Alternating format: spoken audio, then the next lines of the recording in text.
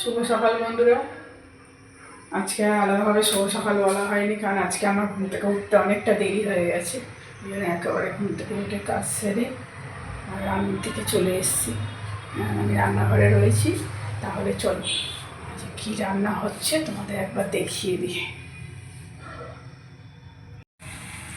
আজকে হচ্ছে এই যে আগের দিনে ফুলকপি মাছ দিয়ে ঝোল হয়েছে, মাছ খাওয়া হয়ে গেছে, ঝোল আর ফুলকপিটা রয়েছে, এটা একটুখানি ফুটিয়ে শুকনো করে নেবো। আর আগের দিনে 4 পিস মাছ রয়েছে, 4 পিস মাছ, এই পেঁয়াজ ধনে পাতা দিয়ে, আর এদিকে দাদা আলু কেটে দিয়েছে, আলু দিয়ে একটু তরকারি হবে। আর আগের দিনে একটু শুকনো মাছটা একটু গরম করছি, এটা আমি আর খাবো না, এটা ছেলে আর ছেলে বাবা খাবে, মেয়ে তো খায় না। এদিকে হচ্ছে ডাল সিদ্ধ, ডালটা হয়ে গেছে, এবার একটু ধনে পাতা ছড়িয়ে একটু কাঁচের তেল ছড়িয়ে দেবো। টমেটো, পেঁয়াজ, টমেটো, কাঁচা লঙ্কা, ধনে পাতা, সর্ষের তেল দিয়ে ডাল সিদ্ধ। আর ভাত হয়ে গেছে, এদিকে ভাত, পেঁপে সিদ্ধ, পেঁয়াজ, টমেটো, ধনে পাতা দিয়ে ডাল সিদ্ধ।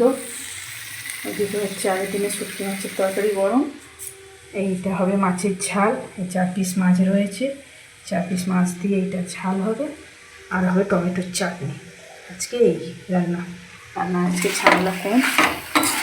চলো আজকে রান্নাটা এখন করে নিই, তারপরে তোমাদের সঙ্গে আবার পরে কথা বলছি।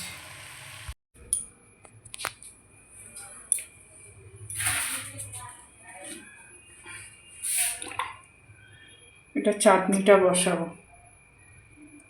একটু সর্ষে ফোড়ন দেবো। বাবা সর্ষে তো নেই, চলো দেখি ডামের মধ্যে সর্ষেটা আছে কি দেখি।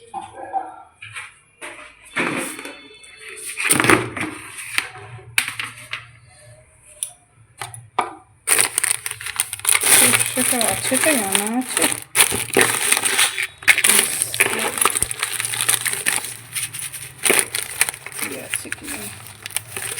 চাটনিতে তো শুকনো লঙ্কাটাও পুড়িয়ে গেছে, সেদিন নদীর বাজারে লিখে দিলাম, মুদিখানা ঠিক আছে।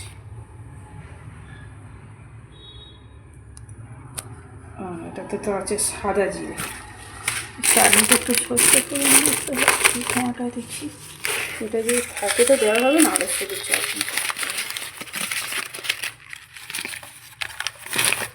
আছে গো, পরে ঢালবো। একটু ফোড়ন দিয়ে চাটনিটা বসিয়ে দিই।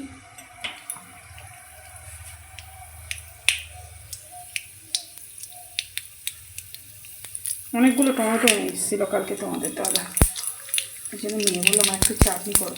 সেই তাহলে চলো আমি চাটনিটা বসিয়ে দিই। চলো বন্ধুরা, তাহলে আমার রান্নাবান্না হয়ে এসছে, তোমাকে একবার দেখিয়ে দিই। এখানে ভাতটা হয়ে গেছে, শুটকি মাছের তরকারিটাও গরম হয়ে গেছে, এখানে টমেটোর চাটনি হয়ে গেছে, আর ডাল সিদ্ধ। এই তরকারিটা একটু গরম করে নেবো, ফুটিয়ে শুকনো করে নেবো। এদিকে মাছের তরকারিটা হচ্ছে, মাছগুলো দিয়ে দেবো।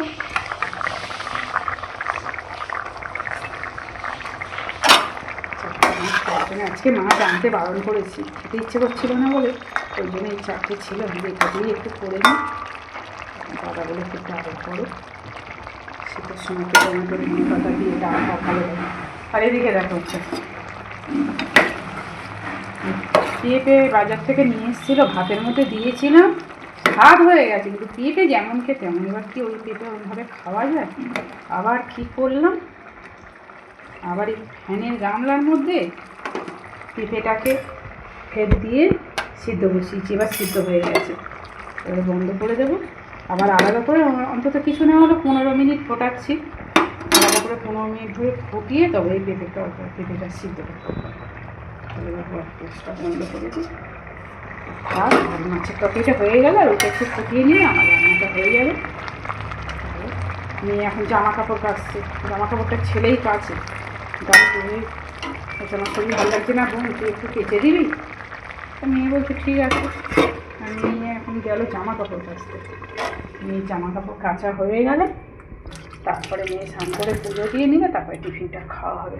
তো তা চলো আমি এবার এদিকে একটু গুছিয়ে নিই।